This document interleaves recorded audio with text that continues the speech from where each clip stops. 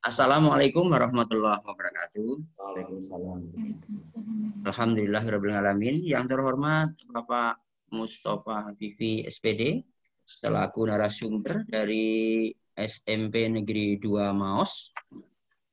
Yang kami hormati rekan-rekan atau Bapak dan Ibu guru mata pelajaran PPKN ya, yang alhamdulillah hari ini bisa bergabung di ruangan ini walaupun secara virtual untuk mengadakan kegiatan pembimbingan kompetensi teknik yang digagas dan dilaksanakan oleh PGRI.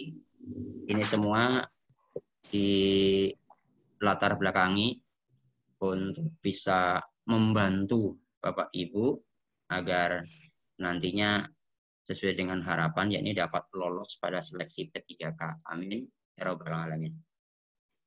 Sebelum saya untuk menyerahkan kepada Bapak narasumber, ada pesanan. Yang pertama itu titip salam ini dari Bapak Ketua Pengurus PGRI Provinsi, Bapak Dr. Mukti. Jadi titip salam untuk narasumber, untuk peserta, dan juga untuk pengurus yang lain. Juga salam dari Ketua PGRI Cilacap, Pak Wuyung. Karena kebetulan Pak Wuyung sekarang kondisinya sedang dalam kurang sehat, beliau sedang sakit. Kita harapkan mudah-mudahan dan doa panjenengan kami harapkan beliau segera sembuh. Amin ya robbal alamin. Ibu Bapak yang saya hormati, nanti untuk waktu selanjutnya akan saya serahkan kepada narasumber untuk menyampaikan materi dan mohon kerjasama dari Bapak Ibu semua untuk bisa mengikuti dengan baik dengan cara untuk mute atau mematikan mikrofon agar apa yang disampaikan oleh Pak Mus itu dapat kita terima dengan baik tanpa ada kendala. Selanjutnya manakala nanti akan ada yang ingin disampaikan, Ibu Bapak bisa lewat chat room yang kami sediakan atau dengan raise hand pada saatnya nanti setelah disampaikan atau setelah sesi penyampaian materi oleh Pak Mustafa. Termasuk bulan nanti kami akan nge-share link daftar hadir, mohon Bapak Ibu berkenan untuk mengisinya. Saya kira itu, terima kasih, dan mari kita awali dengan berdoa. Berdoa dimulai.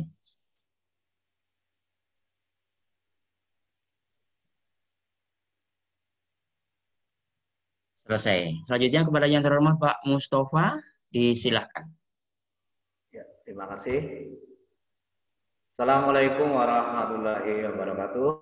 Waalaikumsalam warahmatullahi wabarakatuh. Yang terhormat pengurus PGRI Kabupaten Cilacap, dalam hal ini Pak Sudarmono selaku pembawa acara, rekan-rekan guru PPKN se-Kabupaten Cilacap yang saya hormati dan saya banggakan. Alhamdulillah, puji syukur kehadirat Allah SWT yang telah melimpahkan berbagai kenikmatan kepada kita sehingga pada hari ini kita bisa bertemu dalam suasana yang insya Allah sehat walaupun kondisi yang bisa dikatakan masih pandemi COVID-19.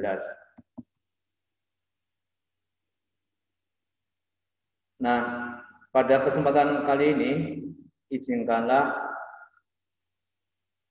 saya selaku salah satu yang dituntut oleh PGRI, wakil MGMP PPKN Kabupaten Cilacap, untuk mengajak kepada rekan-rekan guru PPKN di Cilacap untuk sharing atau belajar terkait dengan materi apakah itu yang berhubungan dengan pedagogik ataupun materi-materi yang terkait dengan si profesional. Ini PowerPoint-nya sudah sakit ditamping ya Pak? Ya Pak, sudah kelihatan Pak. Ya. Alhamdulillah sudah kelihatan. Nah, teknisnya nanti Bapak Ibu yang saya hormati, nanti saya akan mencoba menayangkan soalnya satu persatu. Satu soal saya bahas semampu saya, kemudian nanti dilanjutkan pada soal berikutnya. Jadi satu persatu nanti soal mungkin langsung kita tunjukkan jawabannya. Kemudian kalau toh nanti ada, maaf ada yang keliru, soalnya menurut panjenengan wah ini salah jawabannya ya. Mohon maaf nanti bisa ya mungkin jenengan jawab ke saya tolong diberitahu mungkin sumbernya berbeda atau apa bisa aja. Ya, jadi sifatnya saya terbuka terhadap soal yang dibahas. Nah, karena ini soalnya 50, ya mungkin nanti kalau namanya agak cepat supaya cukup karena kemarin katanya yang bahasa Indonesia kurang waktu ya Pak ya. Maka mungkin kalau bisa nanti ya kalau kira-kira soal yang mudah tidak perlu pembahasan yang terlalu panjang ya saya cukupi secara singkat saja. Dengan harapan nanti panjenengan bisa istilahnya ini mendorong atau menumbuhkan motivasi bagi panjenengan untuk membuka-buka buku lagi, materi-materi lagi terkait dengan permen atau Permendikbud ataupun materi-materi yang berhubungan dengan materi profesional guru PPKN. Baik, kita mulai dari nomor yang pertama, Bapak Ibu. Nomor yang pertama ini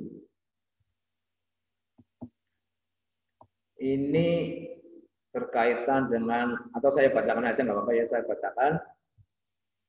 Panjenengan juga sambil membaca, silakan. Seorang guru harus mampu menerapkan berbagai pendekatan, strategi, metode, teknik pembelajaran yang mendidik secara kreatif dengan mengintegrasikan teknologi. Hal ini merupakan kompetensi inti pedagogik pada aspek A. Berkomunikasi secara efektif, empatik, dan satu dengan pendidik. B. Dan C, D, dan E. Itu silakan. Nah, dari soal ini jawabannya adalah yang C. Penguasaan pada teori belajar dan prinsip-prinsip pembelajaran. Soal nomor 1 ini soal ini mengacu atau bersumber pada Permendikbud nomor 16 tahun 2016 tentang standar kompetensi guru, yaitu pada kompetensi pedagogik menguasai teori belajar dan prinsip-prinsip pembelajaran yang mendidik, yaitu pada 2.2 menerapkan berbagai pendekatan, strategi, metode, dan teknik pembelajaran yang mendidik secara kreatif dalam mata pelajaran yang diangkut. Monggo silakan nanti Bapak Ibu bisa mencari Permendiknas yang terkait dengan standar kompetensi guru. Jadi jawabannya adalah yang C. Dan kita lanjut dengan soal nomor 2. Sebelum melaksanakan pembelajaran, seorang guru harus mampu menentukan tujuan pembelajaran yang sesuai tugasnya, menentukan pengalaman belajar yang sesuai untuk mencapai tujuan pembelajaran yang sudah ditentukan, dan memilih materi pembelajaran yang terkait dengan pengalaman belajar dan tujuan pembelajaran. Ini merupakan kompetensi pedagogik guru pada aspek, kata kuncinya ya, mampu menentukan tujuan pembelajaran. Kalau tujuan pembelajaran, saya yakin bahwa kita tahu ini adalah termasuk dalam materi cakupan kurikulum. Sehingga jawabannya adalah yang B, mengembangkan kurikulum yang terkait dengan mata pelajaran yang diampu. Soal ini masih mengacu pada Permendiknas nomor 16 tahun 2016 atau Permendiknas tentang standar kompetensi guru, yaitu pada nomor 3.2, 3.3, 3.4, menentukan tujuan pembelajaran yang diampu, menentukan pengalaman belajar yang sesuai dan sebagainya. Dan ini tadi termasuk dalam aspek mengembangkan kurikulum yang terkait dengan mata pelajaran yang diampu. Jadi tadi jawabannya adalah yang B. Lanjut. Nomor 3. Seorang guru harus memahami teori-teori belajar yang ada. Teori ini memandang belajar sebagai hasil dari pembentukan hubungan antara rangsangan dari luar atau stimulus dan balasan dari siswa atau respon yang dapat diamati. Semakin sering hubungan antara rangsangan dan balasan atau respon terjadi, maka akan semakin kuatlah hubungan keduanya.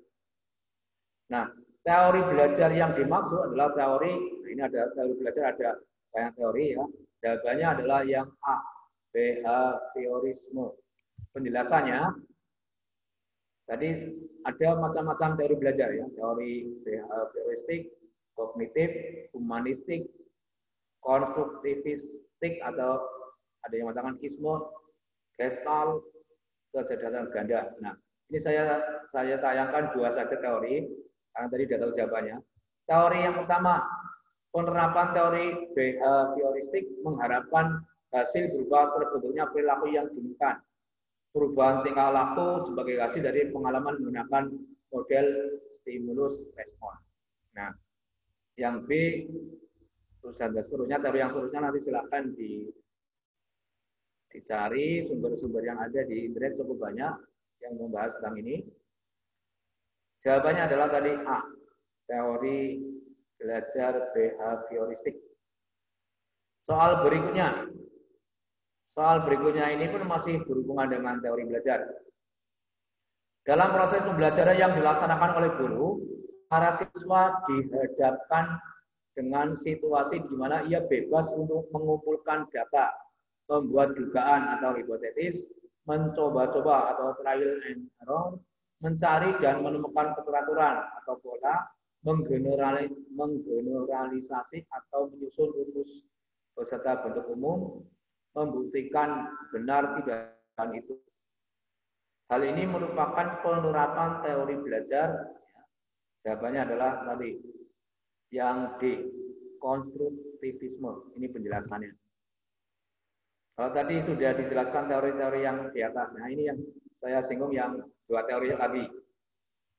Dua teori saya singgung lagi. Teori belajar humanistik, yaitu proses belajar adalah untuk memanusiakan manusia sendiri.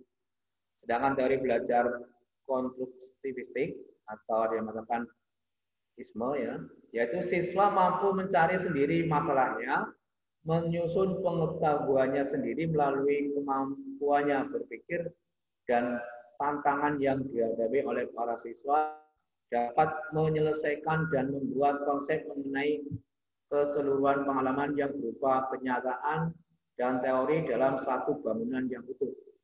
Ini dari soal tadi yang bisa dikatakan yang paling mendekati ya, atau yang paling benar ya, ada yang teori yang jawaban D, teori belajar yang D ini ya, kan ada banyak teori. Ini soalnya tak ulang lagi, teori yang D ini, konstruktivisme. Selanjutnya kita lihat soal yang berikutnya atau yang kelima. Seorang guru harus mampu menyusun rancangan pembelajaran yang lengkap, baik untuk kegiatan di dalam kelas, laboratorium, maupun lapangan. Salah satu prinsip dalam penyusunan rancangan pembelajaran atau RPP adalah A. Materi atau bahan ajar berbasis kompetensi inti. Nah, banyak yang ada tanda bintangnya B ya. Pembelajaran dirancang dengan berpusat pada peserta didik. Nah, kita harus tahu bahwa dalam menyusun RPP itu ada beberapa prinsip yang harus dipegang. Nah, prinsip-prinsip itu apa? Yang pertama, memperhatikan perbedaan individu peserta didik. Yang kedua, mendorong partisipasi aktif peserta didik. Yang ketiga, mengembangkan budaya membaca dan menulis. Yang keempat, memberikan umpan balik dan tidak lanjut. Dan seterusnya. Nah, dari pernyataan-pernyataan yang ada di soal ini, yang merupakan prinsip dalam menyusun RPP ini adalah yang B. Pembelajaran dirancang dengan berpusat pada peserta didik. Berarti yang kalau di sini yang A ini ya, yang A. Memperhatikan perbedaan individu peserta didik. Selanjutnya, soal nomor ke-6. Penilaian portofolio merupakan salah satu jenis penilaian dalam mata pelajaran PPKN. Jika seorang guru ingin melakukan penilaian portofolio pada proses pembelajaran, maka penilaian portofolio dapat dilaksanakan dengan cara A, B, C, dan E ini ya. Ini jawabannya yang E, mengumpulkan hasil kerja masing-masing yang telah diberikan masukan baik oleh guru dan rekan siswa dalam suatu album sebagai bukti hasil belajar. Penjelasannya ini. Penilaian portofolio pada dasarnya menilai karya-karya siswa secara individu pada satu periode untuk suatu mata pelajaran. Akhir periode hasil karya tersebut dikumpulkan dan dinilai oleh guru dan peserta didik. Artinya mungkin kita bisa minta tolong kepada beberapa atau dinilai bersama dengan peserta didik juga bisa. Pengertian penilaian portofolio adalah teknik penilaian yang dilakukan dengan cara menilai hasil karya peserta didik yang berupa kumpulan tugas, karya, prestasi akademik atau non-akademik yang dikerjakan atau dihasilkan peserta didik. Kumpulan ini menggambarkan minat, perkembangan, prestasi, dan kreativitas peserta didik pada satu periode tertentu. Tadi jawabannya adalah yang E, mengumpulkan hasil kerja. Yang D dan C mungkin kurang lengkap, ya, hanya untuk apa ya? Untuk memancing supaya berpikir juga. Selanjutnya, soal yang ke-7.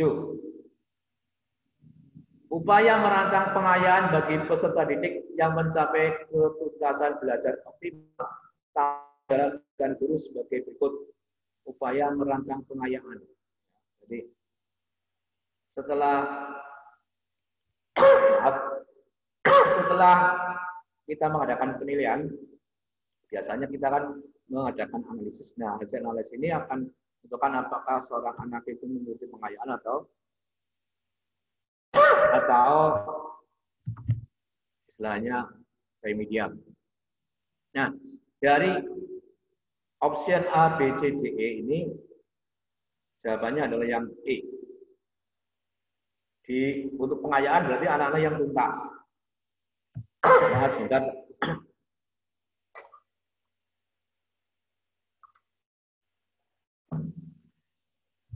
Jawabannya adalah yang E, diberikan materi bahan ajar yang lebih tinggi tingkatannya. Kan berarti anak ini kan anak yang pandai. Dan mengerjakan soal-soal yang memiliki kesulitan tinggi. Ini penjelasan sedikit.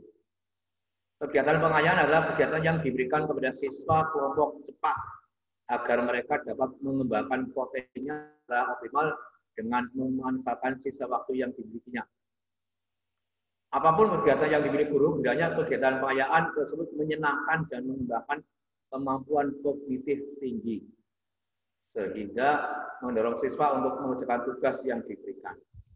Jadi kuncinya adalah yang E. Selanjutnya kita lihat soal yang ke-8. Kriteria keberhasilan belajar siswa ditentukan dengan menggunakan kriteria ketuntasan minimal atau yang sering kita kenal istilah KKM, atau ada yang menyebut juga dengan istilah yang sekarang adalah KBM, kriteria belajar minimal. KKM atau KB adalah rata-rata dari kriteria yang ditentukan. Nah, untuk menentukan KKM diperlukan faktor-faktor A, B, C, D, E. Ya. Ada 3 faktor. Dari jawaban A, B, C, D ini yang benar atau yang betul adalah yang C, kompleksitas indikator, daya dukung, dan interaksi siswa. Sedikit penjelasannya. Penentuan KKM melalui 3 komponen penting, yaitu kompleksitas dari indikator, daya dukung, dan interaksi peserta didik atau siswa. Jadi kalau interaksi siswa ya dilihat dari, kalau SMP ya dilihat dari nilai-nilai yang di SD, nilainya bagaimana ketika di SD. Tingkat kompleksitas atau pesan dan kerumitan setiap KD atau indikator yang harus dicapai oleh peserta didik ini juga menentukan. Sehingga Bapak Ibu harus tahu KD-nya ketika akan membuat KKM. Nah, jawabannya adalah yang C. Kompleksitas, indikator, daya dukung, dan intak siswa. Soal berikutnya. Dalam kegiatan penilaian otentik, banyak model yang dapat digunakan. Pada suatu penilaian, seorang guru meminta siswa untuk mendemonstrasikan tugas belajar tertentu.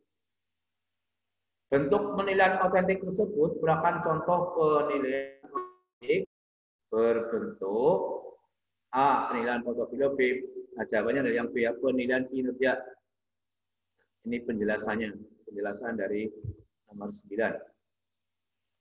Teknik-teknik penilaian hasil belajar.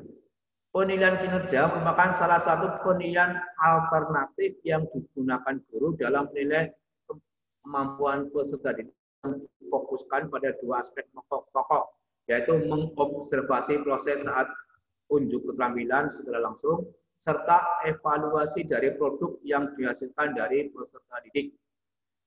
Dalam Permendikbud nomor 66 tahun 2013 dinyatakan bahwa menilai kompetensi keterampilan siswa bisa dilakukan melalui penilaian kinerja yang menuntut peserta didik mendemonstrasikan kompetensi tertentu.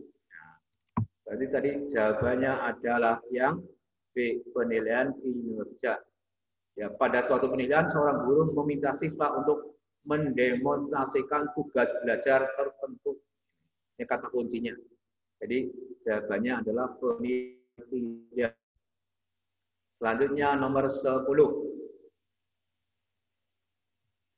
Materi pembelajaran PPKN yang sesuai dengan KD atau kompetensi dasar menunjukkan sikap peduli terhadap masalah-masalah yang muncul dalam bidang sosial, budaya, ekonomi, dan gender di masyarakat dan cara pelaksanaan hingga Bhinneka Tunggal Ika terdapat dalam fenomena atau dalam ya mungkin pernyataan ya boleh atau A, B, C, D, E.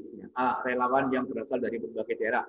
Ini kata kuncinya adalah dalam bingkai Bhinneka Tunggal Ika menunjukkan sikap peduli terhadap masalah-masalah yang muncul. Artinya dalam kehidupan bersama. Ya, jawabannya adalah relawan yang berasal dari berbagai daerah dalam membantu korban bencana alam. Berarti kalau relawan dari berbagai daerah kan ini berbagai daerah berarti mungkin orang-orangnya relawannya itu sukunya berbeda, mungkin juga bahasa daerahnya berbeda. Ini menunjukkan KD ini. Ini mungkin tambahan penjelasan. Menunjukkan sikap peduli terhadap masalah-masalah yang muncul dalam bidang sosial, budaya, ekonomi, dan gender di masyarakat dan cara pengerjaan dalam bingkai Bhinneka Tunggal Ika. Di antara pilihan yang ada, ini yang relawan. Jadi ini penjelasan mungkin membantu kalau Bapak Ibu tadi kurang jelas. Selanjutnya kita akan meningkat ke rumusan soal nomor 11. Pak Guru A sedang mengembangkan RPP dengan kompetensi dasar atau KD, bersyukur kepada Tuhan Yang Maha Esa atas semangat dan komitmen para pendiri negara dalam merumuskan dan menetapkan dasar negara. Ini mungkin kelas 7 ya. Salah satu rumusan indikator pencapaian kompetensi yang tepat adalah, jadi ini ada KD. Nah, indikator yang tepat yang mana? Dari A, B, C, D, E, karena ini adalah bersyukur berarti spiritual. Maka indikator yang bisa dijadikan apa ya? Pernyataan yang bisa dijadikan indikator ini yang berhubungan dengan ya perilaku. Nah, A perilaku, tapi tidak bersyukur. Nah, B bukan. Nah, C ini jawabannya dari yang C. Menunjukkan perilaku bersyukur pada Tuhan Yang Maha Esa dan seterusnya. Ini penjelasannya mungkin barangkali sama dengan yang tadi. Silakan bisa disimak. atau dibaca sendiri. Jadi jawabannya adalah yang C. Selanjutnya soal nomor 12. Pembelajaran aktif merupakan proses pembelajaran yang memberikan ruang yang cukup bagi aktivitas peserta didik untuk mengakses berbagai informasi dari berbagai sumber. Aktivitas peserta didik dapat digolongkan menjadi 5 macam yang meliputi aktivitas. Jawabannya yang ada tanda bintangnya ya. Visual, lisan, mendengarkan, gerak, dan nulis. Nah, pembahasannya ini. Aktivitas peserta didik dapat digolongkan menjadi 5 macam yang meliputi aktivitas. Visual activities, oral activities, listening activities, writing activities, motor activities, mental activities, emotional activities. Nah, ini dalam bahasa Inggris semua. Ini ada diantaranya sebagainya. Nah, dari 1, 2, 3, 4, 5, 6, 7 ini yang menurut ahli itu kalau digolongkan itu ini visual, lisan, mendengarkan, gerak, dan nulis. Ini pembahasannya. Selanjutnya soal nomor 13. Dan harus memberikan hasil yang dapat diterima oleh semua pihak, baik yang dinilai, yang menilai, maupun pihak lain yang akan menggunakan hasil penilaian tersebut. Oleh karena itu, dalam melaksanakan penilaian, harus memperhatikan beberapa prinsip yang salah satunya adalah penilaian harus dilakukan berdasar pada data yang mencerminkan kemampuan yang diukur, sehingga harus menggunakan instrumen yang mengukur apa yang seharusnya diukur. Hal ini sesuai dengan prinsip, nah ini ada, jadi prinsip-prinsipnya adalah objektif, sahih, adil, terpadu, sistematis. Ini ada yang mengatakan sahih itu valid. Kita akan lihat penjelasannya. Ya. Dalam melaksanakan penilaian itu harus memperhatikan beberapa prinsip. Jadi, ya, ada valid atau sahih, ada mendidik, ada berorientasi pada kompetensi, adil dan objektif, terbuka, berkesinambungan, menyeluruh, dan bermakna. Nah, saya kutip 2 saja, valid atau tadi yang diturunkan sahih. Penilaian hasil belajar harus mengukur apa yang seharusnya diukur dengan menggunakan jenis tes yang terpercaya atau sahih. Ya. Artinya adanya kesesuaian alat ukur dengan fungsi pengukuran dan sasaran pengukuran.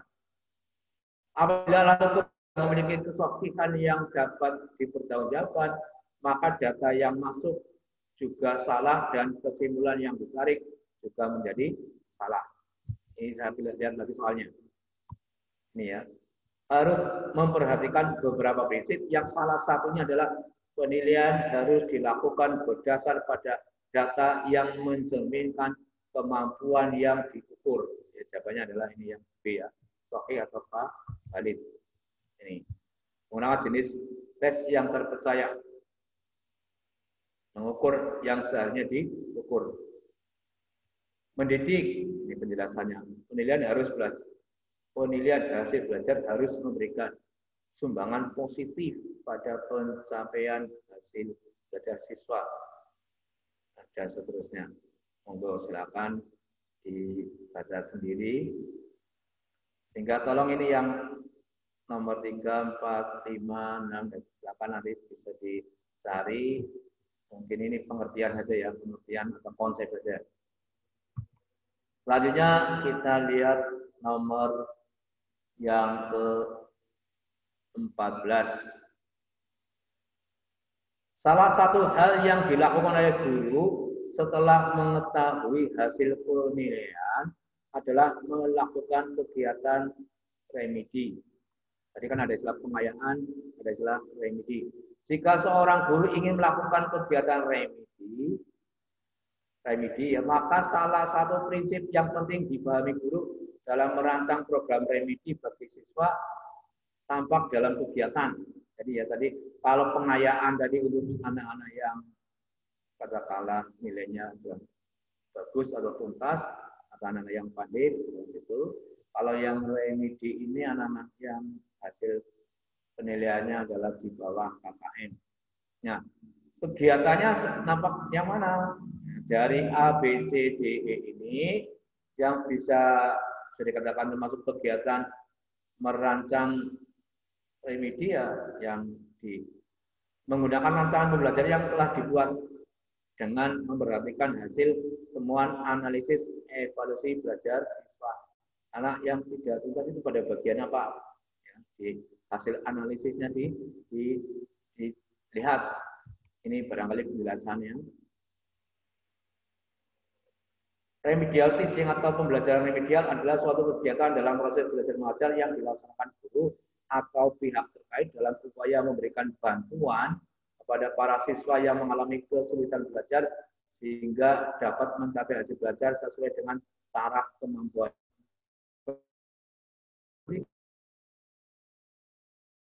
Adaptif, interaktif, fleksibel, pemberian umpan balik, dan ketersediaan program sepanjang waktu. Ya, adaptif berarti ya tadi yang B ya, kunci jasa ya mengadopsi yang sudah ada saja, dalam mencari tadi kekurangannya di mana dari hasil analisis ya, mungkin dipertajam lagi dalam remedi. Sehingga kalau sudah itu ya mungkin penilaiannya pun harus ada sedikit penurunan atau apa supaya anak kelihatan, karena kalau dengan soal yang kemungkinan bisa tuntas sangat ya katakanlah sedikit. Lanjut. Soal yang ke-15.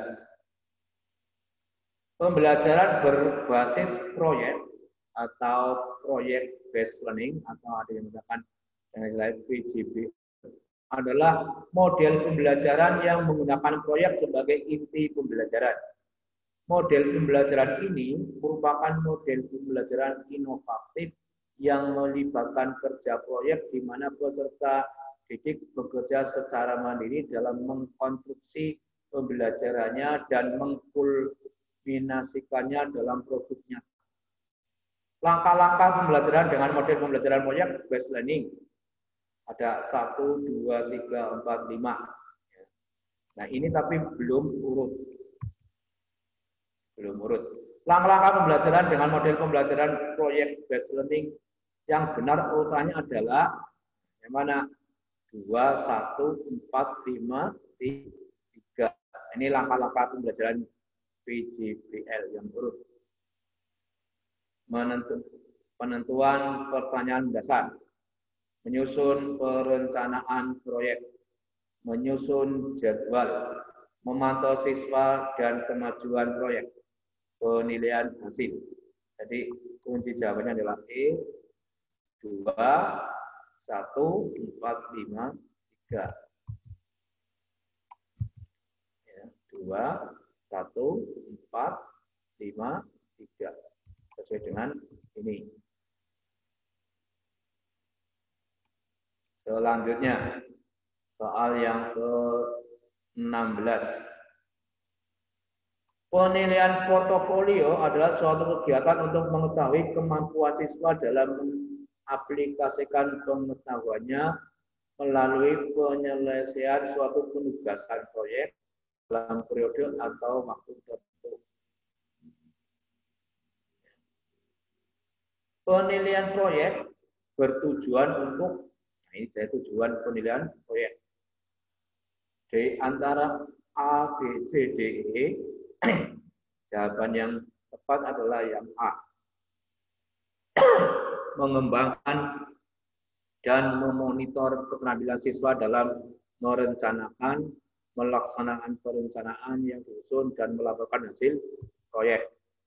Ini barangkali tambahan penjelasannya. Dapat disimpulkan bahwa penilaian proyek adalah penilaian berbasis kelas yang dilakukan terhadap suatu tugas pada mata pelajaran tertentu dalam rangka mendapatkan informasi kemampuan dan kompetensi siswa secara menyeluruh atau komprehensif yang harus diselesaikan dalam periode waktu tertentu. Penilaian proyek ini bertujuan untuk mengetahui pemahaman, kemampuan mengaplikasikan, kemampuan penyelidikan, dan kemampuan menginformasikan peserta didik pada mata pelajaran tertentu secara jelas, terutama dalam mengembangkan dan memonitor keterampilan siswa dalam merencanakan, melaksanakan perencanaan yang disusun, dan melaporkan hasil proyek. Jadi yang A ini ya, mengembangkan dan memonitor keterampilan siswa dalam merencanakan, melaksanakan perencanaan yang disusun, dan melaporkan hasil proyek. Jadi jawabannya adalah yang A. Selanjutnya, perhatikan gagasan-gagasan mengenai dasar negara berikut. Musyawarah, keadilan rakyat, persatuan, keberagaman, keseimbangan lahir dan batin. Urutan gagasan dasar negara yang dikemukakan oleh Mr. Supomo dalam proses perumusan dasar negara adalah, nah ini sudah ada jawabannya adalah yang B. 3, 4, 5, 1, dan 2. Ini sumbernya adalah di buku paket PPKM 7 ada, silakan nanti dibuka halaman 7. Gagasan dari negara yang ditemukan oleh Mr. Supomo. Yang pertama adalah perubahan, yang kedua adalah kekeluargaan, yang ketiga keseimbangan lahir dan batin, yang keempat musyawarah, dan yang kelima adalah keadilan rakyat. Jika kuncinya adalah yang B. Selanjutnya nomor 18. Pancasila merupakan ideologi yang bersifat terbuka. Ideologi terbuka mempunyai banyak sekali keunggulan dibandingkan dengan ideologi tertutup. Pernyataan berikut yang bukan merupakan keunggulan ideologi terbuka. Jadi ada 5 pernyataan yang bukan. Yang bukan itu yang mana? Yaitu yang dasar pembentukannya adalah cita-cita atau keyakinan ideologis perseorangan. Ini adalah ideologi yang tertutup. Berarti yang B, C, D, E adalah ideologi terbuka. Ini mungkin tambahannya. Keunggulan ideologi terbuka tidak hanya sekedar digunakan, melainkan dibutuhkan oleh warga negara. Tidak diciptakan oleh negara, melainkan oleh masyarakat itu sendiri. Nilai-nilai dan cita-cita yang tidak dipaksakan dari luar, tetapi digali dari nilai-nilai yang ada dalam masyarakat. Dasar pembentukannya adalah konsensus bersama, bukan pemikiran perseorangan. Jadi kuncinya adalah A. Kalau tadi yang akan pemikiran perseorangan, atau dasar pembentukannya adalah cita-cita atau keyakinan ideologis perseorangan. Jadi jawabannya adalah yang A. Selanjutnya soal nomor 19. DPR merupakan lembaga legislatif di Indonesia. Dalam membuat suatu rancangan undang-undang, DPR menjunjung tinggi nilai-nilai Pancasila. Setiap perumusan pasal yang diajukan disesuaikan dengan kandungan nilai-nilai Pancasila. Berdasarkan pernyataan tersebut, anggota DPR telah menerapkan Pancasila yang memiliki kedudukan sebagai A, mana itu B, kepribadian masa D, C, negara D, negara E, dan betul jawabannya adalah yang D. Karena ini ada setiap rumusan pasal yang di depan disesuaikan, berarti mengacu atau mendasarkan pada nilai-nilai yang ada dalam Pancasila. Berarti dia menerapkan Pancasila sebagai dasar negara. Nih, mungkin pengertian pandang hidup, Pancasila sebagai dasar negara. Kalau Pancasila sebagai pandang hidup, Pancasila dipergunakan sebagai petunjuk dalam kehidupan sehari-hari. Jadi kalau kita bersikap, berperilaku, ini harus sesuai dengan nilai-nilai Pancasila.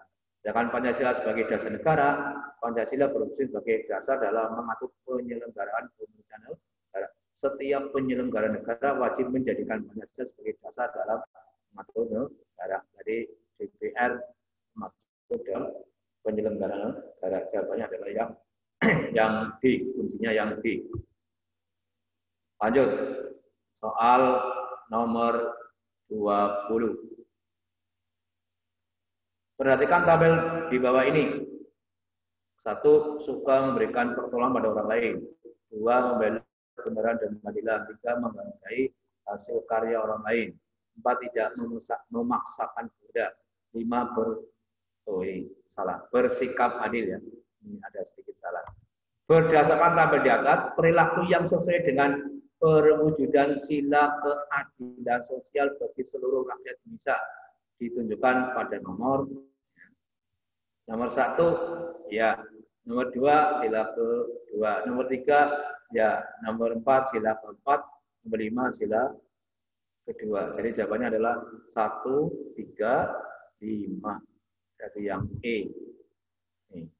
Perilaku yang sesuai dengan perwujudan sila keadilan sosial. Yang terakhir ini mengembangkan perbuatan yang luhur yang menunjukkan sikap dan suasana kekeluargaan dan keketuhanan, mengembangkan sikap adil terhadap sesama, menjaga keseimbangan antara hak dan kewajiban, menghormati hak orang lain, menghormati hasil karya orang lain seperti ini, suka memberi pertolongan pada orang lain, tidak menggunakan hak milik untuk usaha-usaha yang bersifat pemerasan dari orang lain. Jadi jawabannya adalah yang E ya, 1, 3, dan 5. Selanjutnya, soal nomor 21. Panitia 9 telah mencapai satu persetujuan atau kesepakatan tentang rancangan pembukaan hukum dasar. Namun ketika akan memberi nama terdapat pendapat yang berbeda. Insinyur Soekarno mengusulkan nama terhadap rancangan pembukaan hukum dasar dengan istilah ya, mukadimah. Ya. Ada 3 nama yang diusulkan. Ini kelas 7. Ini materi kelas 7, silakan dicari di kelas 7. Soekarno mengusulkan nama mukadimah. Mr. Muhammad Yamin mengusulkan nama Piagam Jakarta. Sukiman mengusulkan nama Gentleman Agreement. Yang dipakai memang nanti akhirnya adalah Piagam Jakarta. Jadi jawabannya karena tadi adalah Soekarno, jawabannya adalah mukadimah. Selanjutnya soal nomor 22. Perhatikan pernyataan berikut ini. Pancasila mewujudkan cita-cita hukum bagi hukum dasar negara. Yang kedua, Pancasila sebagai sumber dari segala sumber hukum. Yang ketiga, Pancasila meliputi suasana kebatinan Undang-Undang Dasar 1945. Yang keempat, Pancasila sebagai menjadi sumber tertib hukum nasional. Yang kelima, Pancasila sebagai pandangan hidup. Berdasarkan pernyataan di atas, kedudukan Pancasila sebagai dasar negara ditunjukkan pada pernyataan nomor. Nah, ini karena sudah ada jawabannya yang B. Berarti kita lihat nomor 1, ya. Nomor 2, ya. Nomor 3, berarti bukan. Ya. Nomor 4, ya. Nomor kelima, jelas bukan. Mungkin tambahan ini. Ya. Kedudukan Pancasila sebagai dasar negara. Pancasila menunjukkan cita-cita hukum bagi hukum dasar negara. 2. Pancasila sebagai sumber dari segala sumber hukum. 3. Pancasila menjadi sumber tertib hukum nasional. 4. Pancasila sebagai dasar penyelenggaraan pemerintahan negara. 5. Pancasila sebagai fundamental norm.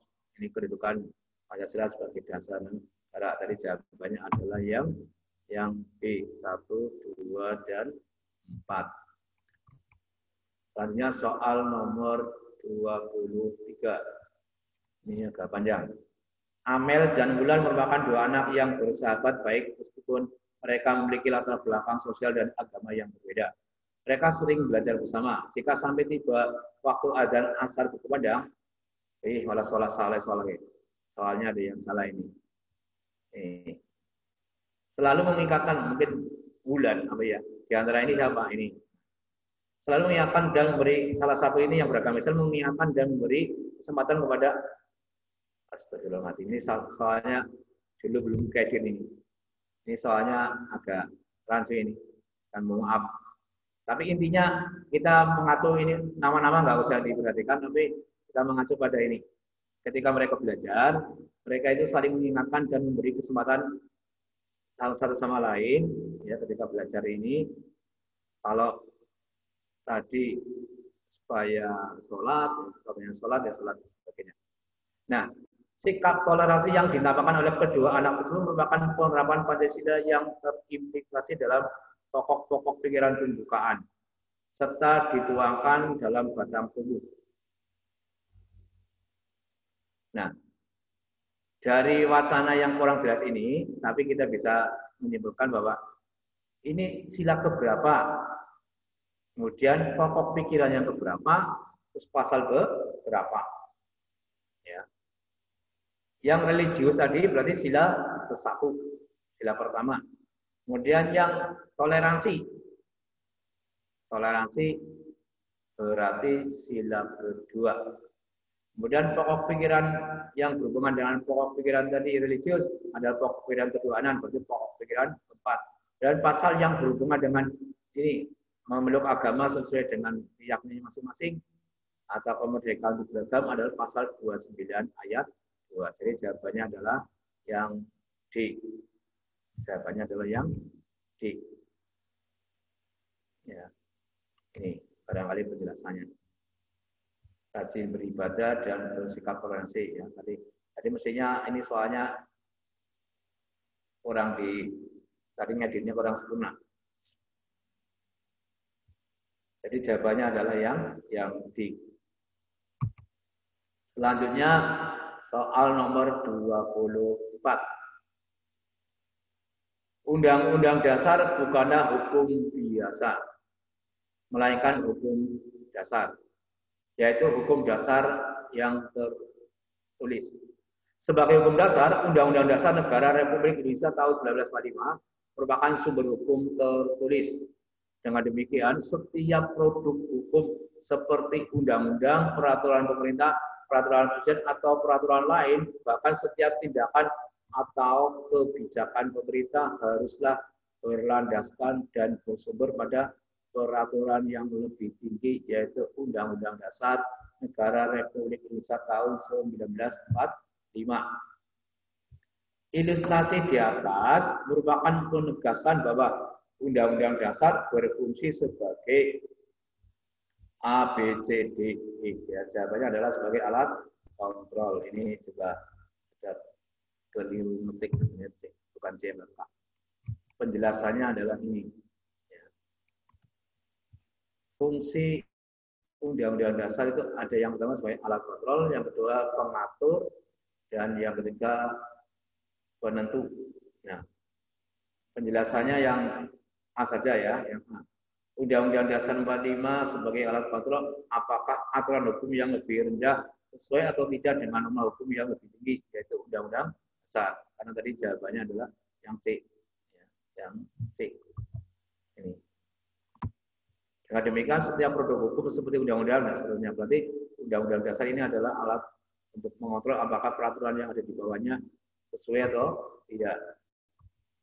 Lanjut ke soal nomor 25. Ini sudah jam 10 berapa sedikit. Salam dari selesai.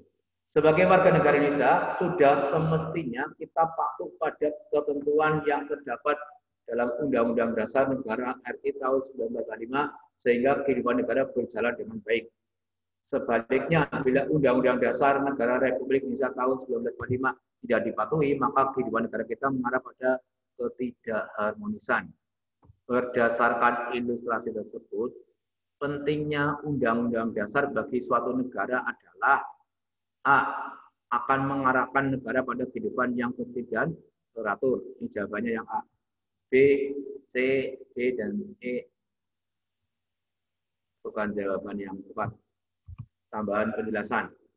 Sebagai warga negara Indonesia, kita patuh pada ketentuan yang terdapat dalam Undang-Undang Dasar Negara Republik Indonesia tahun 1945. Kepatuhan warga negara terhadap Undang-Undang Dasar Negara Republik Indonesia tahun 1945 akan mengarahkan kita pada kehidupan yang tertib dan teratur. Ketertiban dan keteraturan dalam kehidupan bernegara akan mempermudah kita mencapai masyarakat yang sejahtera. Ini kelas 8 buku paket, silakan dibuka nanti halaman 41. Sehingga jawabannya tadi adalah yang A, akan mengarahkan negara pada kehidupan yang tidak teratur. Selanjutnya soal nomor 26. Pasal 1 ayat 2 Undang-Undang Dasar tahun 1945 sebelum diamandemen berbunyi, kedaulatan adalah di tangan rakyat dan dilakukan sepenuhnya oleh Majelis Permusyawaratan Rakyat.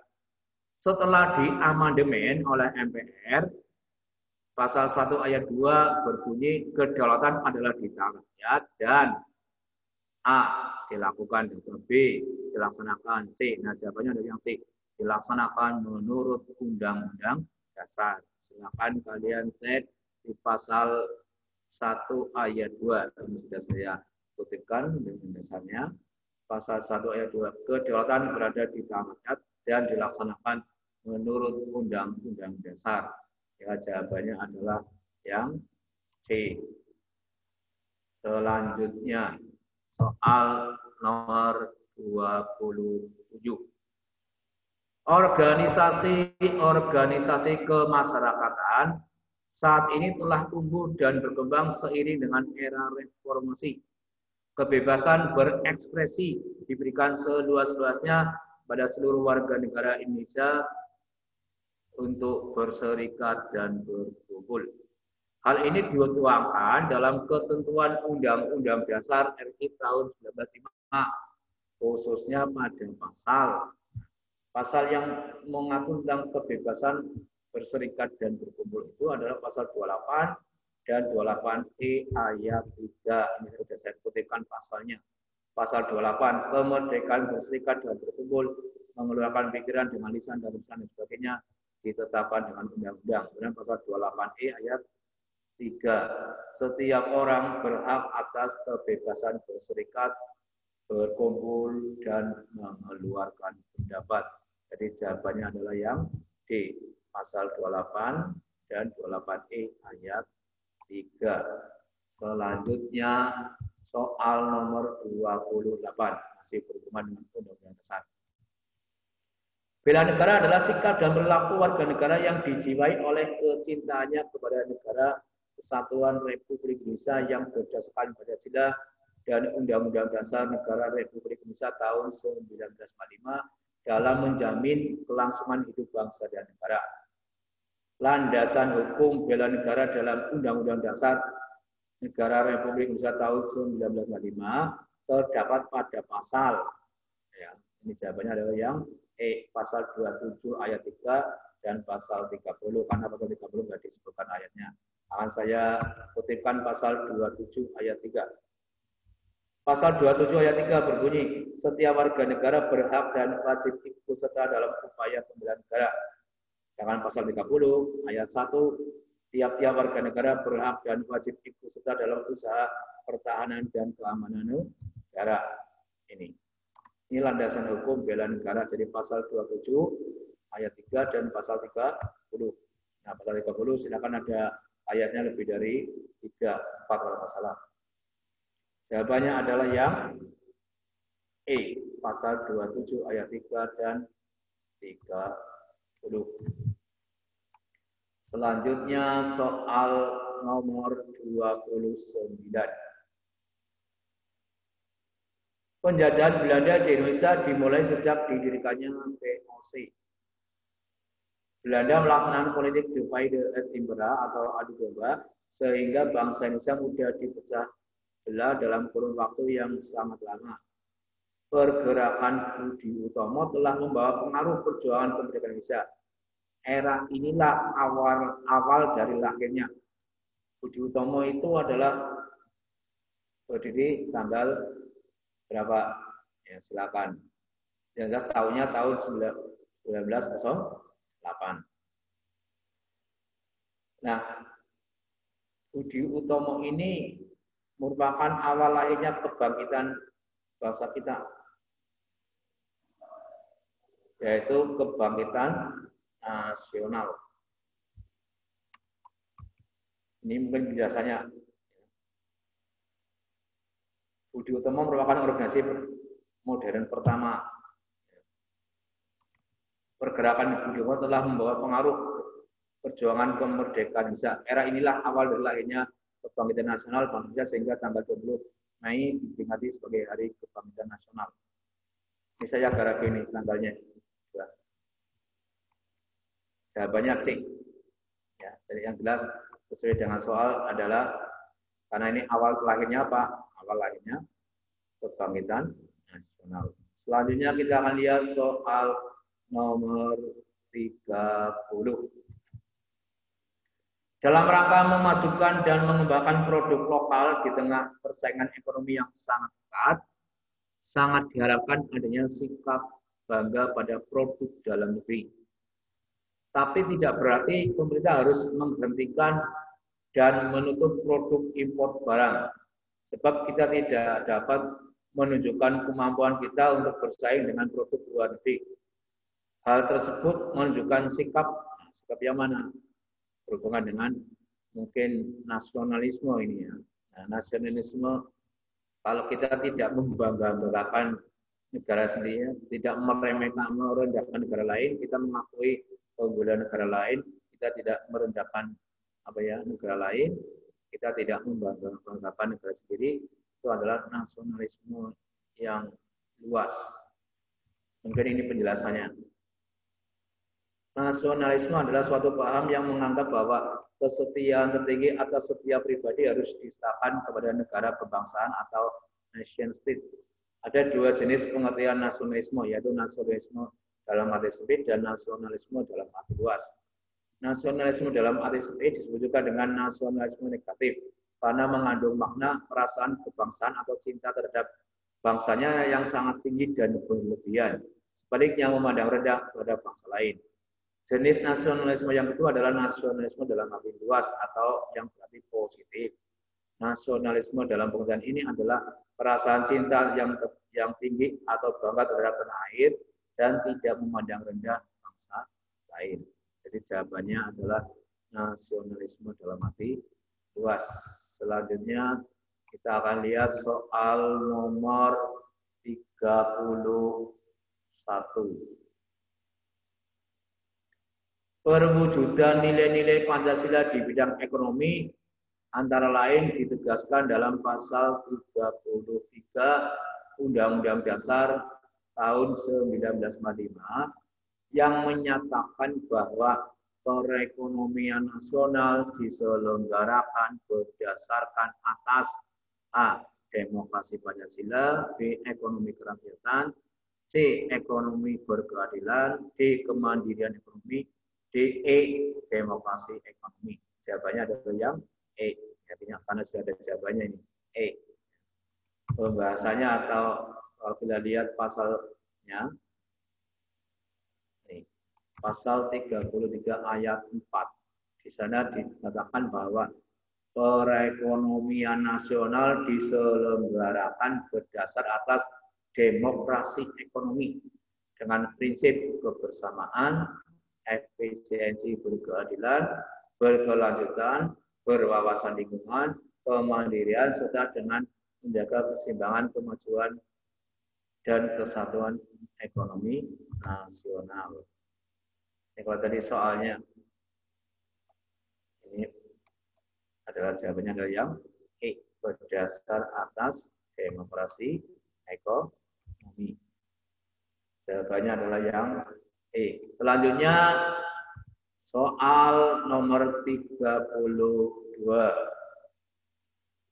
Dalam rangka perumusan Undang-Undang Dasar Negara Republik Indonesia tahun 1945, sebelum sidang tanggal 18 Agustus 1945, susunan anggota PPKI yang semula berjumlah 21 orang ditambah sehingga menjadi 27 orang. Penambahan anggota baru tersebut mengindikasikan bahwa A, B, C, D, dan E. Nah, jawabannya adalah yang D. Semua komponen bangsa dilibatkan dalam mendirikan negara Indonesia Merdeka. Maksud dari penambahan ini merupakan bentuk simbolis bahwa PPKI bentukan orang Indonesia, bukan bentukan dari Jepang. Jadi selain itu tadi juga untuk menghilangkan pesan bahwa PPKI adalah bentukan Indonesia. Ya. Sehingga yang tadinya memang PPKI kan dibentuk oleh Jepang, tapi belum sempat dilantik dan bekerja, Jepang sudah terburu menyerah. Kemudian atas inisiatif bangsa Indonesia sendiri, anggotanya ditambah. Nah, keanggotaannya ditambah itu adalah untuk menambah keterwakilan komponen-komponen bangsa yang belum ada dalam keanggotaan PPKI. Ya, karena itu waktu dipandang ini ada yang belum merasa terwakili atau ada yang belum diwakili sehingga perlu ditambah. Sehingga jawabannya adalah tadi yang di semua komponen bangsa dilibatkan. Artinya dengan ditambah itu diharapkan semua komponen bangsa dilibatkan dalam mendirikan negara Indonesia merdeka. Selanjutnya nomor 33. Peraturan perundang-undangan di Indonesia memiliki tata urutan tertentu. Pernyataan yang sesuai dengan makna tata urutan peraturan perundang-undangan dalam sistem hukum nasional di Indonesia adalah Undang-Undang Dasar Negara Republik Indonesia tahun 1945 sebagai dari makna yang sesuai apa? Yaitu sebagai apa? Sumber rujukan perundang-undangan di Indonesia, bukan alat ukur, bukan alat rujukan. Nah, ini sedikit penjelasan.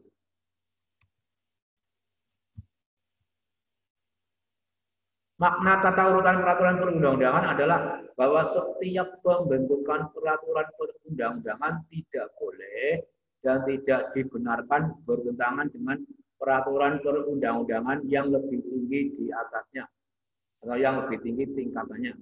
Sehingga peraturan perundang-undangan yang ada di bawah tidak boleh bertentangan dengan peraturan yang di atasnya atau yang lebih tinggi. Jadi peraturan yang lebih tinggi menjadi acuan atau rujukan peraturan-peraturan di bawahnya. Ya, jawabannya tadi adalah yang sumber rujukan atau acuan ya boleh peraturan perundang-undangan. Selanjutnya soal nomor 34. Manusia Indonesia adalah makhluk ciptaan Tuhan Yang Maha Esa. Ia memiliki kebebasan dan tanggung jawab terhadap dirinya, terhadap sesamanya, dan di dalam hubungannya dengan Tuhan Yang Maha Esa. Deskripsi di atas merupakan salah satu prinsip-prinsip persatuan dan kesatuan dari keberagaman di Indonesia, yaitu prinsip. Nah, ini sudah ada kata kuncinya adalah ini. Ia memiliki kebebasan dan tanggung jawab tertentu terhadap dirinya, terhadap sesamanya. Berarti apa? Jawabannya adalah prinsip kebebasan yang bertanggung jawab. Ini adalah materi kelas 9, yaitu prinsip-prinsip persatuan dan kesatuan. Prinsip Bhinneka Tunggal Ika, prinsip nasionalisme Indonesia, prinsip kebebasan yang bertanggung jawab, prinsip wawasan Nusantara, dan prinsip persatuan pembangunan untuk mewujudkan cita-cita reformasi. Nah, ini yang ada penjelasannya adalah yang ketiga. Prinsip kebebasan yang bertanggung jawab. Manusia Indonesia adalah makhluk ciptaan Tuhan Indonesia yang memiliki kebebasan dan tanggung jawab terhadap dirinya, terhadap sesamanya, dan dalam hubungannya dengan Tuhan Yang Maha Esa. Jadi kunci jawabannya adalah yang B, kebebasan yang bertanggung jawab. Selanjutnya nomor 35. Isu-isu SARA yang belakangan ini sangat marak terjadi dapat menggoyahkan persatuan dan kesatuan bangsa Indonesia.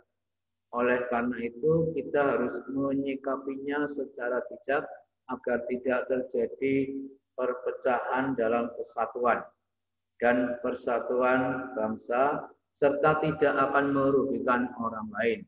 Salah satu upaya pencegah konflik yang bersifat SARA adalah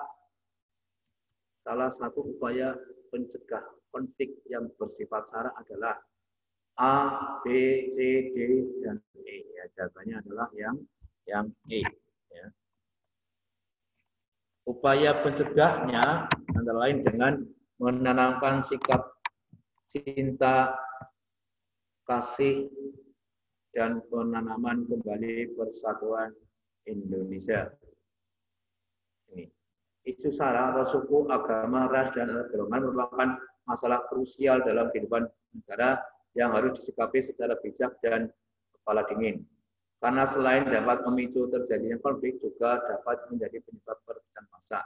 Oleh karena itu, upaya terbaik yang dapat dilakukan adalah dengan menanamkan sikap cinta dan seterusnya. Jadi jawabannya adalah yang E. Selanjutnya soal nomor 36.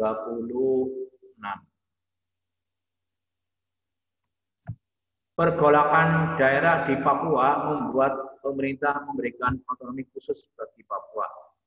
Otonomi khusus tersebut diharapkan dapat meredam kekecewaan rakyat Papua terhadap pemerintah terkait distribusi pembangunan yang tidak merata.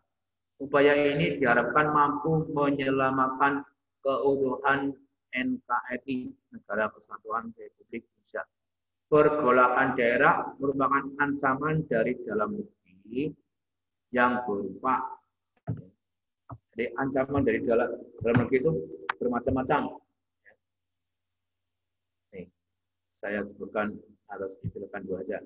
Ancaman dari dalam negeri itu antara lain disintegrasi bangsa, keresahan sosial, ada makar, ada sabotase, ada spionase, ada teror, dan seterusnya. Ini yang karena jawabannya adalah disintegrasi, yang saya coba cari penjelasannya adalah yang nomor 1. Disintegrasi bangsa, yaitu gerakan-gerakan separatis berdasarkan sentimen kesukuan atau pemberontakan akibat ketidakpuasan daerah terhadap kebijakan pemerintah pusat.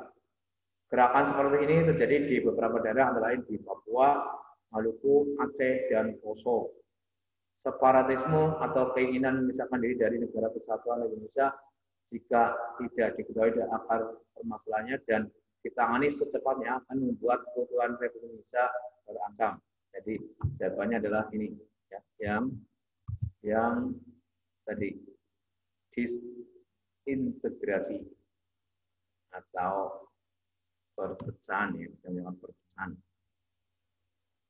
Silakan yang lainnya silakan bisa dibaca di buku paket kelas 9. Kalau nggak salah bab yang ke-6. Jadi jawabannya adalah yang D. Selanjutnya kita akan lihat soal yang ke-37. Kebinekaan merupakan sebuah hal yang tidak bisa dihindari dalam kehidupan bangsa Indonesia yang meliputi kebinekaan suku, bangsa, kebinekaan suku bangsa, ya, kemudian bahasa, adat istiadat, dan sebagainya. Kebinekaan ini dapat menjadi ancaman yang dapat memecah belah bangsa Indonesia. Oleh karena itu, segenap warga negara mesti mewaspadainya dengan cara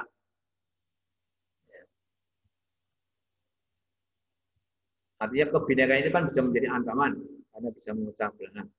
Apa yang mestinya dilakukan oleh segenap warga negara? Di antara A, B, C, D, ya ini mesti mewaspadainya dengan cara ya ikut mendukung pemerintah, ya, upaya pemerintah dalam mengatasi berbagai ancaman. Ini penjelasannya. Kebinekaan yang ada dalam masyarakat dapat menjadi ancaman yang dapat memecah belah bangsa Indonesia. Apabila kita sebagai warga bangsa diam saja, tidak berpartisipasi apapun. Salah satu bentuk partisipasi yang dapat dilakukan oleh warga adalah dengan senantiasa mewaspadai segala sesuatu yang dapat menjadi ancaman terhadap negara, antara lain dengan cara ikut mendukung pemerintah dalam mengatasi berbagai ancaman yang ada. Jawabannya berarti tadi yang B, ikut mendukung upaya pemerintah dalam mengatasi berbagai ancaman.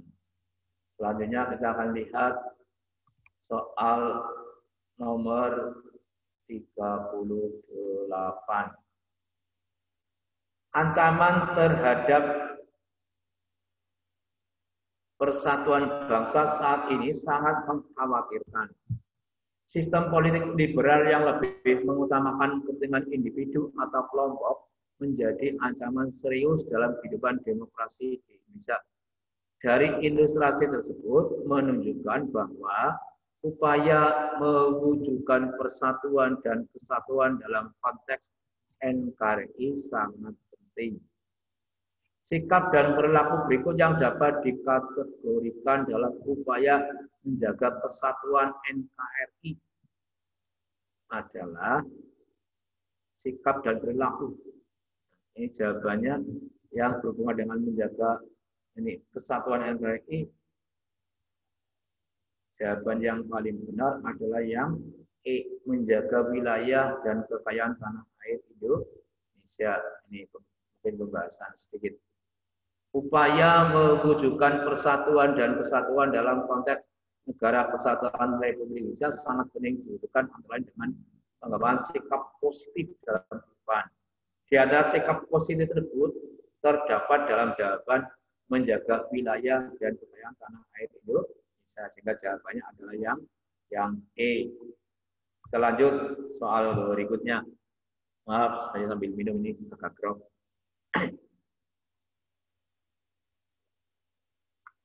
Selanjutnya soal nomor 39. Kebinekaan yang terjadi dalam masyarakat Indonesia dapat menyebabkan terjadinya masalah dalam masyarakat. Setiap masalah yang berpotensi menimbulkan konflik dalam masyarakat yang beragam harus segera diselesaikan sehingga tidak membawa akibat yang merugikan masyarakat. Upaya mengatasi masalah ini dapat dilakukan secara preventif, represif, maupun secara kuratif.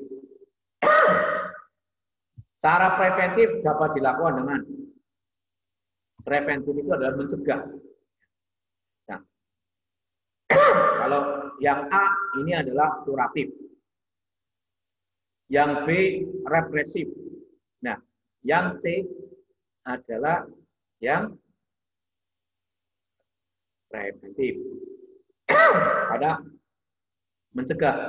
Jadi untuk mencegah terjadinya masalah atau konflik ini antara lain dengan mengembangkan sikap toleransi, meningkatkan atau menumbuhkan kerjasama, mengadakan latihan bersama. Yang D bukan. Kemudian yang E juga bukan.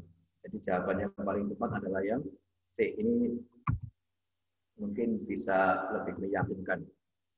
Upaya mengatasi masalah ini dapat dilakukan secara preventif dan represif. Tadi yang kuratif juga disinggung ya. Secara preventif artinya upaya yang dilakukan untuk mencegah terjadinya masalah atau sebelum masalah itu terjadi. Hal tersebut dapat dilakukan dengan mengembangkan sikap toleransi, kerjasama, latihan bersama, dan lain sebagainya. Adapun cara represif adalah upaya mengatasi masalah pada saat atau setelah terjadi masalah atau penangkapan, pembubaran paksa, dan sebagainya. Kalau tadi yang satu lagi adalah kuratif, ya jadi mungkin setelah masalah itu terjadi bisa dengan mendampingi dan seterusnya. Jadi jawabannya adalah yang C. Selanjutnya nomor yang ke 40. Pada saat ini kita sering mendengar atau melihat berita tentang terjadinya perselisihan antar warga kampung yang disebabkan oleh hal-hal sepele.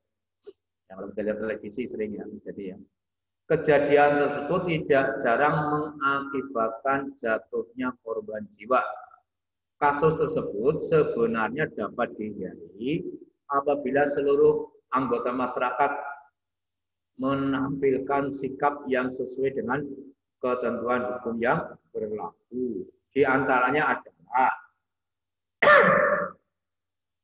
jawabannya adalah yang A, saling menghargai dan menghormati dengan warga yang tinggal di sekitar rumah. Nah, ini karena masalahnya sepele, kadang-kadang antar tangga dan sebagainya. Nah, pembahasannya barangkali ini ya. Perselisihan antara warga kampung yang disebabkan oleh hal-hal sepele sehingga tidak jarang mengakibatkan jatuh korban sebenarnya dapat dihindari. apabila seluruh warga mau bersikap yang positif, yang baik, yang sesuai dengan ketentuan hukum yang berlaku. Nah, salah satu dari itu ya menjadi saling menghargai dan menghormati antar warga. Jawabannya jadi yang paling benar adalah yang A. Selanjutnya kita lihat soal yang nomor 41. Ideologi Pancasila yang bersifat dinamis memberikan dampak positif terhadap perubahan dan perkembangan bangsa Indonesia. Alasan bangsa Indonesia membutuhkan Pancasila sebagai ideologi terbuka karena Pancasila A, B, C, D, dan E. Jawaban yang paling benar adalah yang D. Karena ideologi Pancasila bersifat terbuka terhadap masuknya pengaruh positif perkembangan zaman. Sehingga ideologi ini bisa menyesuaikan kalau ada hal-hal yang baru. Sebagai suatu sistem pemikiran, ideologi sangatlah wajar jika mengambil sumber dari pandangan dan falsafah hidup bangsa. Hal tersebut akan membuat ideologi tersebut berkembang sesuai dengan perkembangan masyarakat dan kecerdasan kehidupan bangsa. Artinya, ideologi tersebut bersifat terbuka dengan senantiasa mendorong terjadinya perkembangan pemikiran tentang ideologi tersebut tanpa harus kehilangan jati dirinya. Inilah alasan mengapa bangsa kita membutuhkan ideologi yang terbuka.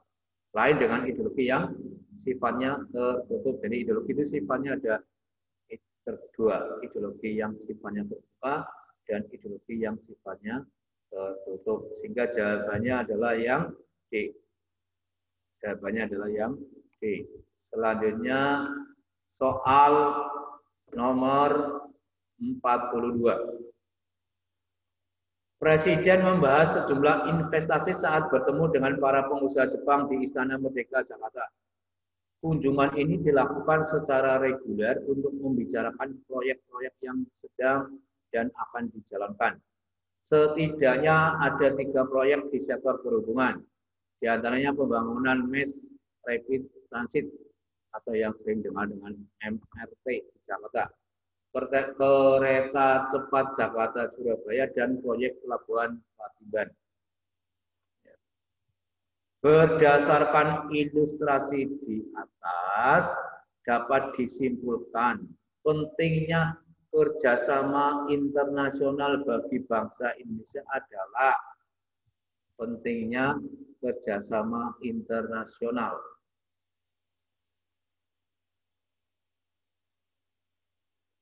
Yang mana? Nah, A, B, C ini jawabannya yang C ini karena sudah tandanya ya. Pentingnya kerjasama internasional bagi Indonesia adalah ini, mempercepat hubungan kerjasama bilateral dan pertumbuhan penanaman modal dalam pembangunan infrastruktur di Indonesia. Nah ini tambahannya.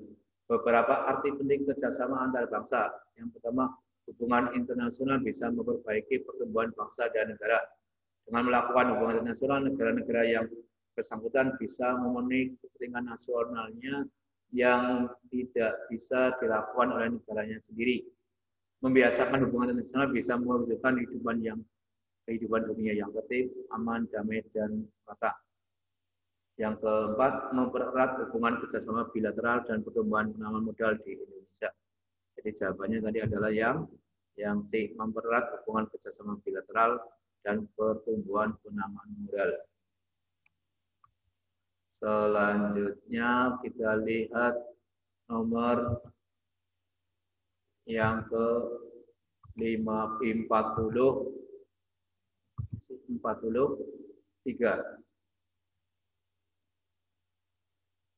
Negara Indonesia termasuk negara yang menentang adanya penjajahan.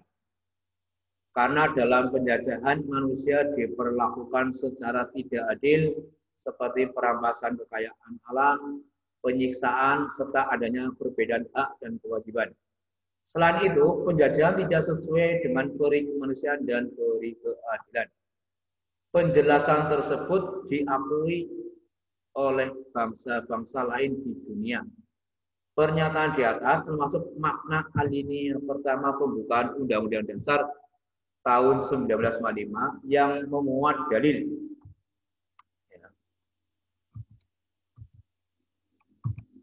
Ini alinea pertama pembukaan Undang-Undang Dasar Negara Republik Indonesia tahun 1945 menunjukkan keteguhan dan tekad bangsa Indonesia untuk menegakkan kemerdekaan dan menentang penjajahan.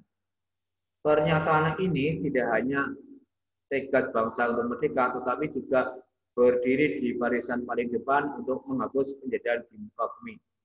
Alinea ini memuat dalil objektif, yaitu bahwa penjajahan di atas dunia harus dihapuskan karena tidak sesuai dengan peri kemanusiaan dan peri keadilan. Dan kemerdekaan merupakan hak asasi semua bangsa di dunia.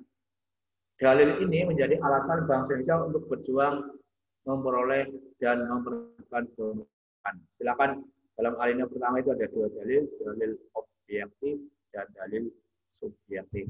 Nah, dalam soal ini yaitu dalil objektif karena penjajahan tidak sesuai dengan peri kemanusiaan dan peri keadilan.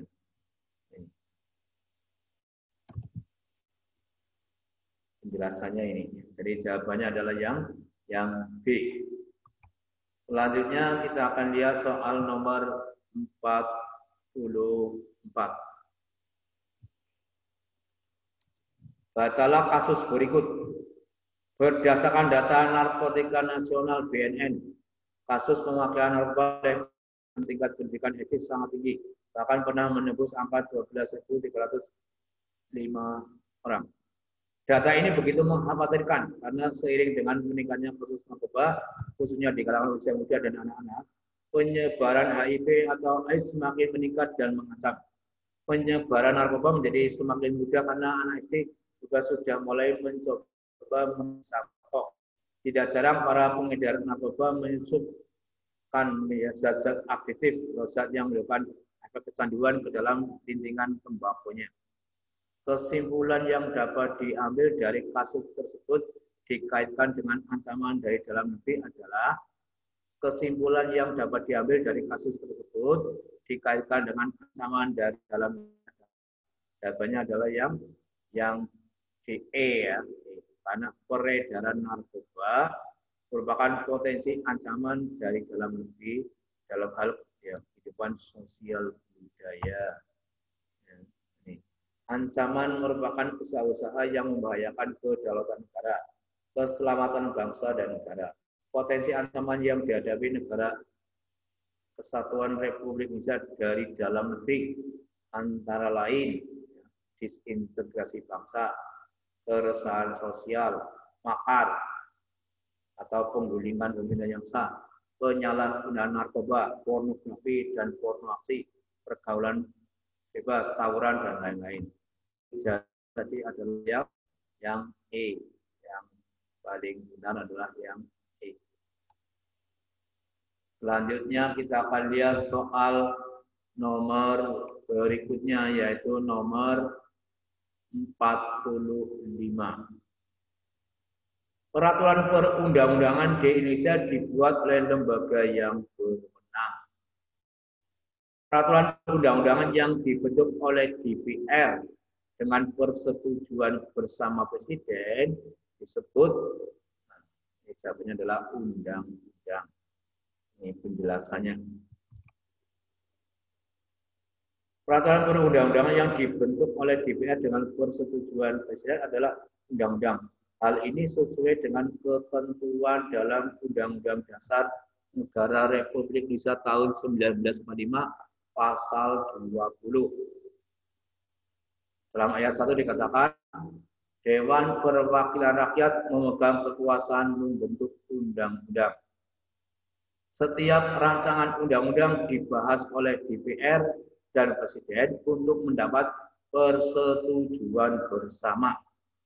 Jika rancangan undang-undang itu tidak mendapat persetujuan bersama, rancangan undang-undang itu tidak boleh lagi dalam persidangan Dewan Perwakilan Rakyat masa itu.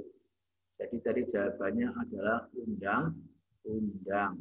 Ya, nomor 45 jawabannya adalah yang C. Selanjutnya kita akan lihat nomor 46. Perhatikan tabel berikut. Ini tabel tentang urutan perundang-undangan. Namun tidak urut atau belum urut. Tata urutan peraturan perundang-undangan menurut Undang-Undang Nomor 12 Tahun 2011 ini ditentukan pada nomor yang mana? Yang tertinggi adalah Undang-Undang Dasar 1945. Ini mungkin bisa mempertegas ya, memperjelas jenis dan hierarki peraturan perundang-undangan di Indonesia sesuai pasal 7 Undang-Undang Nomor 12 Tahun 2011 tentang pembentukan peraturan perundang-undangan terdiri atas 1. Undang-Undang Dasar Negara Republik Indonesia tahun 1945. 2. Ketetapan MPR.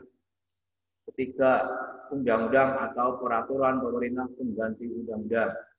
Yang 4. Peraturan pemerintah. Yang kelima, peraturan presiden atau perpres. Yang keenam, peraturan daerah provinsi atau perda provinsi. Dan yang terakhir atau yang ketujuh, peraturan daerah kabupaten atau kota. Nah, sehingga jawabannya adalah yang E. Undang-Undang Dasar 45, kemudian TAP MPR, kemudian Undang-Undang, peraturan pemerintah, dan peraturan presiden, peraturan daerah provinsi, dan yang terakhir peraturan daerah kabupaten atau kota. Ya, jadi jawabannya yang E. Selanjutnya soal nomor 47. Perhatikan pernyataan berikut. 1. Mendukung keputusan pimpinan rapat. 2. Mengutamakan musyawarah mufakat. 3. Memotong orang lain. 4. Menghargai pendapat orang lain. 5. Mengutamakan kepentingan kelompok. Perwujudan sikap positif dalam melaksanakan musyawarah. Nomor 1, ya, keputusan pimpinan rapat ya harus didukung. Yang kedua, ya, memotong pembicaraan orang lain tidak, bukan positif. Menghargai pendapat lain positif. Mengutamakan pendapat kelompok bukan positif. Berarti jawabannya adalah 1, 2, dan 4. Yang A.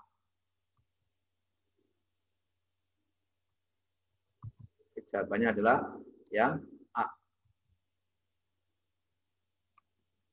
Nomor 1, 2, dan 4 itu yang positif, 3 dan 5 yang negatif. Selanjutnya soal nomor 48. Perhatikan ilustrasi berikut. Sekelompok pemuda yang nongkrong-nongkrong di gang Melati seringkali melakukan pemalakan terhadap warga yang melewati gang tersebut. Mereka tidak segan-segan mengancam jika calon korban tidak memberikan apa yang diminta. Bahkan 2 hari terakhir ada korban yang berhasil dilukainya. Nah, jika dihubungkan dengan norma yang berlaku di masyarakat, maka peristiwa tersebut merupakan pelanggaran norma. Ya. Nah, kalau pemelakan jelas pelanggaran norma hukum. Sehingga kalau masih dirinci lagi adalah hukum pidana. Nah, ini penjelasannya. Norma hukum adalah peraturan mengenai tingkah laku manusia dalam pergaulan masyarakat dan dibuat oleh badan-badan resmi negara serta bersifat memaksa sehingga perintah dan larangan dalam norma hukum harus ditaati oleh masyarakat. Norma hukum juga mengatur kehidupan lainnya seperti larangan melakukan tindakan kejahatan dan pelanggaran, larangan melakukan korupsi, larangan merusak hutan, serta kewajiban memelihara hutan, kewajiban membayar pajak, kewajiban menghormati hak-hak orang lain, dan lain sebagainya. Melakukan pemalakan termasuk dalam kategori pelanggaran norma hukum. Jadi jawabannya tadi adalah yang di norma hukum. Lanjut. Selanjutnya 49. Ini ada tabel. Perhatikan tabel berikut. Ini ada hubungannya dengan tadi soal yang di atas, nomor berapa yang berhubungan dengan ideologi terbuka dan ideologi tertutup. Ini keunggulan masing-masing. Tapi ini ada yang benar, ada yang salah. Pernyataan yang dapat dijadikan sebagai perbandingan antara ideologi terbuka dan ideologi tertutup terdapat pada nomor. Jawabannya kan yang 1, 2, dan 5. Kita lihat nomor 1, 2, dan 5. Nomor 1, kalau ideologi terbuka itu pemikirannya ya terbuka, tertutup jelas tertutup. Dua nilai-nilainya digali dan diambil dari harta kekayaan rohani, moral, dan budaya masyarakat itu sendiri. Ideologi tertutup, nilai-nilai ideologi diambil dari luar. Masyarakatnya yang tidak sesuai dengan keyakinan masyarakatnya. Bisa pemikiran persorangan atau bisa juga pemikiran yang lain. Dasar pembentukannya adalah cita-cita atau keyakinan ideologis perseorangan atau satu kelompok. Ini kebalik. Ini mestinya ini adalah menjadi ideologi tertutup. Kalau dasar pembentukan ideologi adalah hasil musyawarah dan kesepakatan dari masyarakat, ini adalah ideologi terbuka. Berarti nomor 3 salah. Nomor 4, dibutuhkan oleh penguasa negara untuk melakukan kekuasaannya. Ini juga ciri dari ideologi tertutup. Dibutuhkan oleh seluruh warga masyarakat, ini ciri ideologi terbuka, keunggulan ideologi terbuka. Diciptakan oleh masyarakat itu sendiri, ya. Pada dasarnya ideologi tersebut diciptakan oleh negara. Jadi yang betul dari 1, 2, dan 5. Jadi jawabannya C. Selanjutnya nomor yang terakhir. Nomor yang terakhir masih cukup waktu, masih banyak waktunya. Perhatikan tabel berikut. Ada pernyataan. 1. Melaporkan ke pengurus RT apabila menerima tamu menginap di rumah. 2. Membayar pajak tepat waktu dan sesuai ketentuan yang berlaku. 3. Membayar iuran warga sesuai ketentuan yang berlaku. 4. Tertib dalam memakai jalan raya.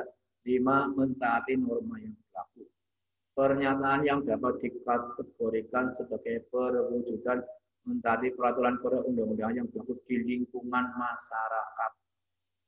Di lingkungan masyarakat. Nomor 1, di lingkungan masyarakat. Nomor 2, di lingkungan berbangsa dan bernegara. Nomor 3, di lingkungan masyarakat. Nomor 4, dalam kehidupan berbangsa bernegara. Nomor 5, di lingkungan masyarakat. Jawabannya adalah 1, 3, dan 5. Ya, barangkali itu yang bisa kami sampaikan pada Pak Darmo dan rekan-rekan guru PKN. Mohon maaf, mungkin ada hal-hal yang tidak berkenan, dan maaf saya agak cepat karena tadi istilahnya waktunya kurang atau gimana. Sekali lagi terima kasih atas perhatiannya. Mohon maaf bila ada kesalahan kami. Assalamualaikum warahmatullahi wabarakatuh. Waalaikumsalam warahmatullahi wabarakatuh. Bapak Ibu yang saya hormati, kita kasih aplaus untuk Pak Mustafa yang telah menyampaikan materi dengan luar biasa. Ya. Terima kasih Pak Mus. Oke, Pak. Semoga Allah membalas kebaikan Bapak pada hari ini. Amin ya rabbal alamin. Ibu Bapak yang saya hormati, kita telah bersama-sama mengikuti pembahasan ini dan ini masih ada waktu kurang lebih 15 menit. Silakan barangkali ada di antara Bapak Ibu yang ingin menyampaikan sesuatu, bisa dengan raise hand terlebih dulu. Dan saya ingatkan, saya cek di daftar hadir baru 7 yang mengisi daftar hadir, berarti masih ada beberapa orang yang belum mengisi. Silakan, sudah saya share di chatroom link daftar hadirnya. Ya. Silakan Bapak atau Ibu Saya stop share screen-nya Pak Mus. Oke, monggo Pak. Ya. Bisa dengan raise hand terlebih dulu. Disilakan Bapak Ibu. Barangkali ada yang ingin disampaikan. Sudah pada capek mungkin Pak mendengarkan.